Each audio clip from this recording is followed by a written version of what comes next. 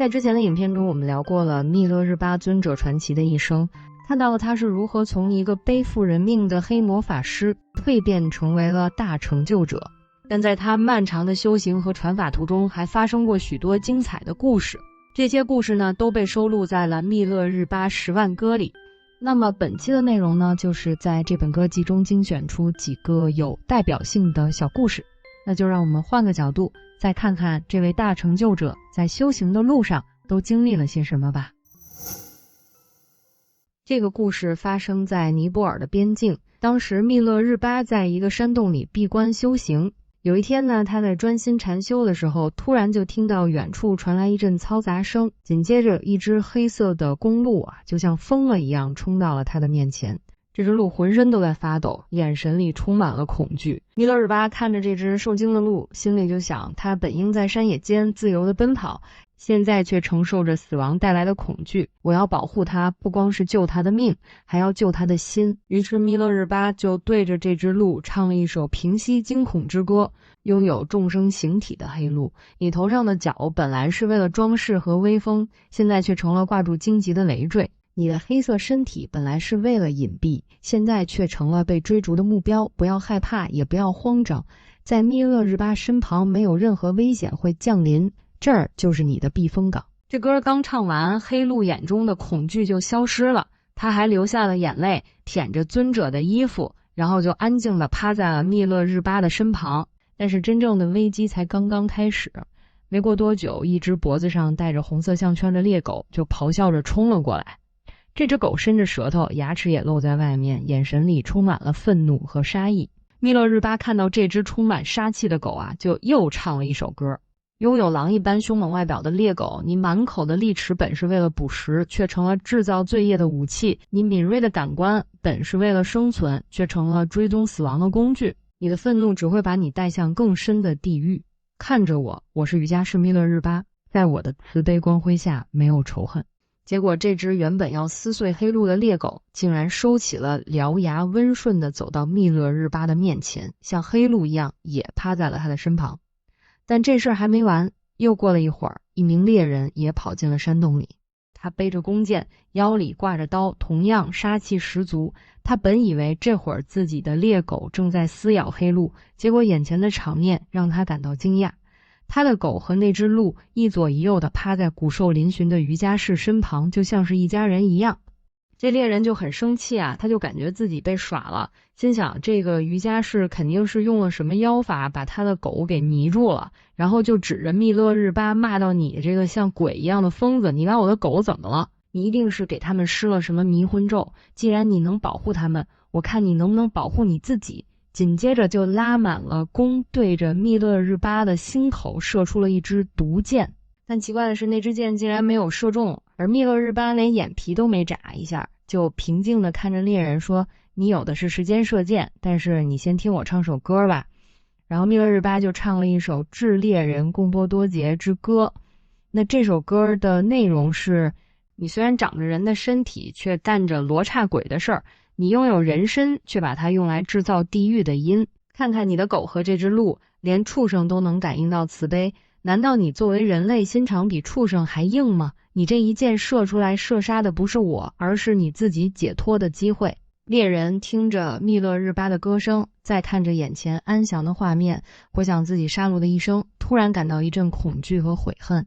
然后他就把自己曾视若珍宝的长弓折断了，然后箭囊也扔了，跪在密勒日巴面前说，我这一生杀了无数的生灵，造下了无边的罪业，今天这只鹿和这只狗就是我的上师，而您是真正的佛陀，请您收留我这个罪人吧。后来这名猎人也成了密勒日巴最忠诚的弟子之一。这第二个故事说的是，有一年的深秋，密勒日巴决定去拉齐雪山闭关。这地方是真正的极寒之地，弟子们就哭着把密勒日巴送到了山脚下，然后说，这眼看就要大雪封山了，您一个人在上面没吃的没喝的，这不就是去送死吗？但密勒日巴却说，我是马尔巴的弟子，不畏惧生死，你们都回去吧。结果他刚上去没几天，就下了一场史无前例的大暴雪，这场雪整整下了18天。大雪封锁了所有的山路，黑色的高山都变成了白色的平原，所有的沟壑都被填平。弟子们在山下看着漫天的大雪，是心都凉了。他们就觉得这么大的雪，连野兽都能冻死，而尊者只有布衣，恐怕是已经圆寂了吧。于是他们就在山下悲痛地给密勒日巴举行了葬礼。等到了第2年的春天，弟子们就打算上山把密勒日巴的遗体找回来。于是几名弟子带着铲子，是一边哭一边往雪山上爬。等他们好不容易爬到一个山洞的附近，就看见远处的石头上坐着一个人影儿。然后他们就琢磨，这是人还是鬼呀？但是看这身影怎么跟尊者很像呢？难道是尊者的灵魂吗？然后他们就决定走过去看看。等他们快要接近山洞的时候，那人影就开口说话了：“你们怎么才来啊？我都等得不耐烦了。”弟子们一听是尊者的声音，就连滚带爬的冲上去，哭着说：“您还活着，我们以为您早就圆寂了，我们甚至还为您做了超度法会。”密勒日巴听了就笑着说：“怪不得我这段时间感觉身体特别舒服，原来是你们在给我超度啊。”弟子们就疑惑地问：“这6个月您是怎么活下来的呢？”密勒日巴就说：“大雪封山的时候，我进入了捉火定，身体热得像火炉一样，根本不怕冷，我还靠着禅定来对抗饥饿，就这样度过了冬天。”回到村子以后，人们看到已经死去的尊者又复活了，无不震惊。然后密勒日巴就站在一块大岩石上，唱起了雪山之歌。那从天而降的暴雪是新年最猛烈的寒风，我这单薄的布衣与那狂风暴雪在这雪山之巅进行了一场生死决斗。大雪如军队般压境，寒风如利刃般刺骨，但我身穿智慧的铠甲，燃起灼火的暖热。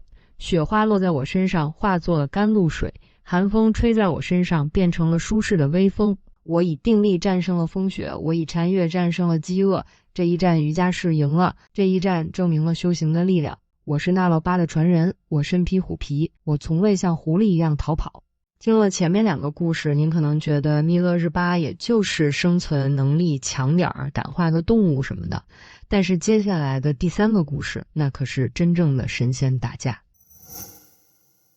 这个故事发生在西藏最神圣的地方冈底斯山，但在那个时候，这地方可是本教的地盘，这个本教是西藏最古老的本土宗教，法力也是相当的厉害。当时密勒日巴带着弟子们来到神山脚下的马旁雍措湖，正修行着呢。一名叫纳若本琼的本教大法师就出现在他们面前，他身穿蓝袍，手里拿着法鼓，傲慢地对着密勒日巴说：“这山是我们的，你想在这里修行，要么听我的，要么咱俩比试比试，看谁的法力强。”密勒日巴就说：“这山是佛陀预言的修行圣地，既然你不服，那就比试一下。”接着纳若本琼就指着马旁雍措湖说：“咱们比看谁能跨过这个大湖，并且脚还不能湿。”这话音刚落，大法师就敲起法鼓，身体腾空就飞到了湖的中心，然后得意地看着密勒日巴。但是密勒日巴微微一笑，做了一个难以想象的动作，他把自己的身体伸得很长很长，双脚还在湖边的岸上，但是头已经到了湖的对面，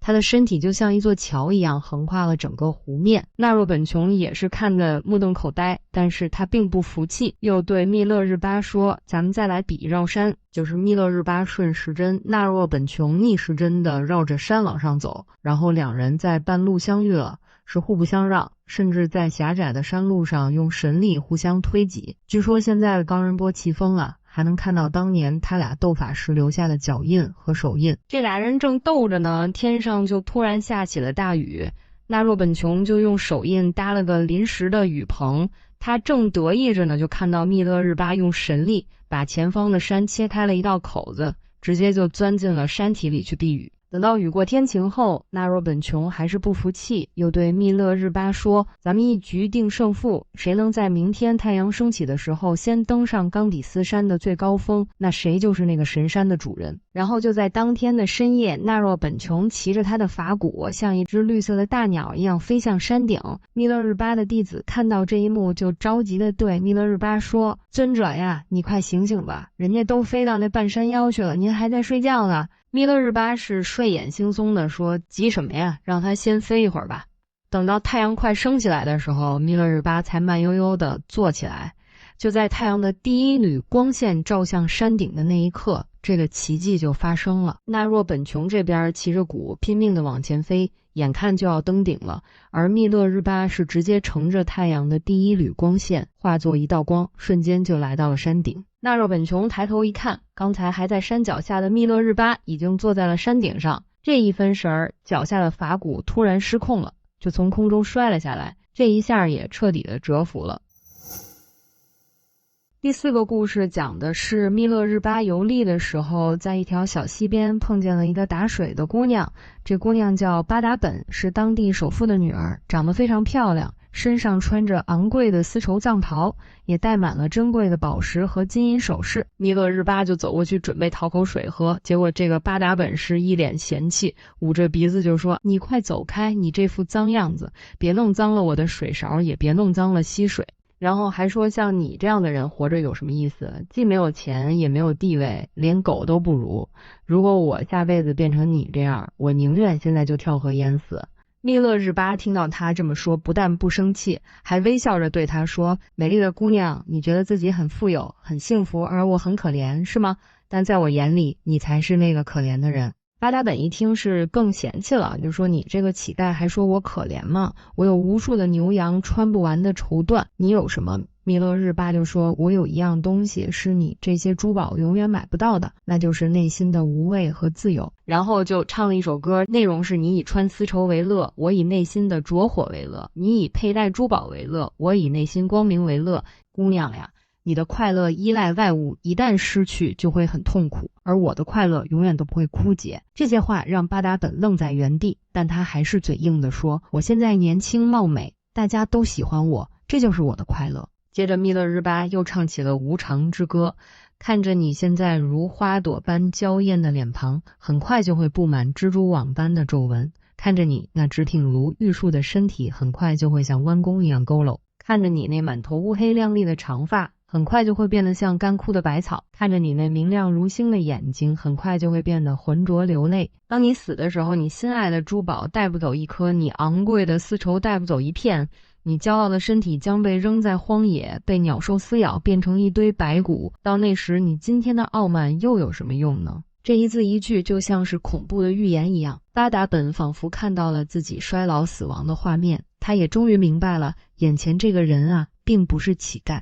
而是一位看透了生死的圣者。紧接着他就跪在地上哭着说：“我是个傻瓜，我被虚荣蒙住了双眼。”他还拔出佩刀，把自己引以为傲的长发给割断了，又把身上的宝石和金银首饰全都摘下来，说：“我不要这些累赘了，我只想跟您学习佛法。”而这位傲慢的富家女后来成为了密勒日巴最重要的女弟子。最后的这个故事是关于背叛死亡和宽恕的。此时的密勒日巴已经到了暮年，他的名声也传遍了整个雪域高原。在定日地区有一名叫格西的学者，他不仅有学问，还非常的有钱，但是呢，心胸却很狭窄。他看到所有人都去崇拜那个住在山洞里大字不识几个的密勒日巴，心里就非常的嫉妒。他在一次法会上当众羞辱密勒日巴，结果出了丑，然后就恼羞成怒，决定痛下杀手。他找了一个叫萨列的女人，给了他一块巨大的极品绿松石作为报酬，让他把剧毒混在酸奶里送给密勒日巴吃。这个女人虽然不情愿，但挡不住重金诱惑，还是答应了。他就拿着混着毒药的酸奶来到了密勒日巴的面前。密勒日巴看着他眼神里全都是悲悯，就微笑着对女人说：“你这奶酪来的不容易吧？那块绿松石也很漂亮吧？”这女人吓得浑身发抖，就要把毒奶倒掉，但是密勒日巴却制止了她，然后说：“如果你把奶倒了，格西肯定会报复你，你也没法交代，而且我度化众生的任务已经完成了，是时候该走了。为了不让你背负谋杀失败的后果，也为了圆满这段姻缘，这毒药我喝，愿我的死能洗净你们的罪孽。”说完就仰头喝下了那碗致命的毒药。几天后，密勒日巴毒发病重，格西却假惺惺的来探望，还装模作样的说：“哎呀，尊者啊，您病得这么重，我真难过呀，如果这病能转移给别人就好了。”密勒日巴看着他平静的说：“我不把这病转移给你，是因为你承受不起，但我可以让你看看痛苦的本质。”说着，密勒日巴就把痛苦转移到了木门上，木门瞬间崩裂成了碎片，格西都吓傻了。但是他还以为是魔术。密勒日巴就说，既然你不信，那我就分给你一点。接着密勒日巴就把一小部分病痛转移到了格西身上。就在这一瞬间，这个平时高高在上的学者是一声惨叫，接着就倒在地上打滚，疼得浑身抽搐。然后密勒日巴就收回了痛苦。这时候格西的骄傲和嫉妒也彻底粉碎了，他跪在密勒日巴面前哭着说，是我害了您，我愿意散尽家财，只求得到您的宽恕。密勒日巴看着这个谋杀自己的凶手，眼中没有一丝恨意，只有无限的慈悲。他唱出了生命中最后一首歌，我那被无名遮蔽的仇人，